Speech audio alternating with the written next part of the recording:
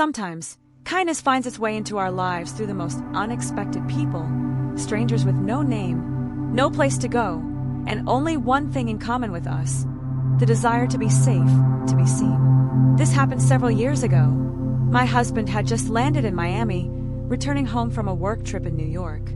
Tired from the flight, but relieved to be back, he was sitting in the terminal waiting for his bag when he noticed her, a woman, small and frail, probably in her 70s.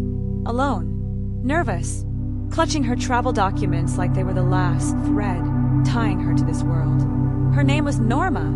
She was from Cuba and had come to the U.S. to visit her child who had fallen ill. A rare and temporary visa had allowed her this visit. But now, her journey was coming to an end. She was headed home. Except, nothing was going as planned. Her connecting flight had been delayed. The airport was chaotic. She didn't speak English. She didn't know anyone in Miami. And she was scared. My husband isn't the kind of man to ignore someone in need. He sat next to her and tried his best to bridge the language gap. Between his basic Spanish and her desperation, they understood each other well enough. When she told him she planned to sleep in the airport overnight, alone, he called me. Music softens, voice lowers, intimate and concerned. He explained the situation, that she was alone, elderly and vulnerable, that she had no place to go, that her flight was rescheduled for early the next morning. I didn't hesitate. We have a daughter, and at the time, she still lived with us. I went into her room, gently moved her to the guest room, and stripped the bed. I put on fresh, soft sheets and fluffed the pillows. I set a small lamp on low and made sure the house smelled like home, a little cinnamon, a little warmth. By the time my husband and Norma arrived, I had a warm meal waiting. Nothing fancy, just something from the heart: rice, beans, a little roast chicken, and platanos. When she walked through the door, she broke down in tears. Not loud sobs, just soft, grateful tears. The kind that say more than words ever could. The kind that come when someone has been holding it in for too long. Pause, a breath, a shift in tone to something hopeful. She didn't have much with her, just a small bag and the contact information for her family in New Jersey. We called them immediately, let them know she was safe, fed, and would be on her flight the next morning. Her voice shook when she spoke to them, and ours did too. That night, Norma slept in my daughter's bed. We didn't talk much. Language was a barrier, but we didn't need to. Hospitality is a language of its own. She smiled. She cried. She held my hand. Before bed, she kissed my cheek and said something I couldn't fully understand, but I felt it in my bones. It was thank you. It was love. Music picks up, gentle piano now weaving in. We woke up early the next morning. It was still dark out.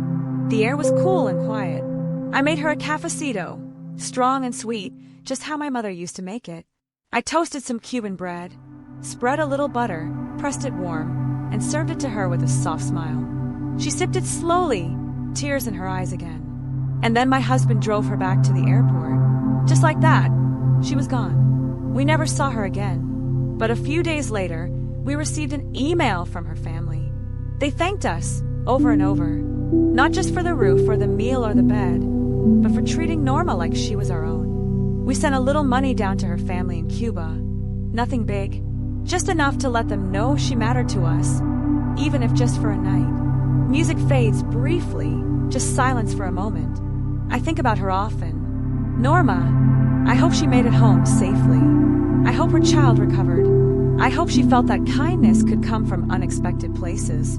I hope she remembers that night not as the night she was stranded, but as the night she was cared for by strangers who saw her. And time has passed since then. My children are grown now. And my own mother, also named Norma, has since passed.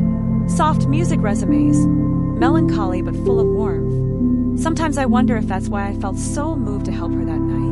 Maybe some part of me already knew that one day I would lose my own Norma. That one day, I'd look back on this night and feel like I had a chance to love someone else's mother the way I'd want mine to be loved.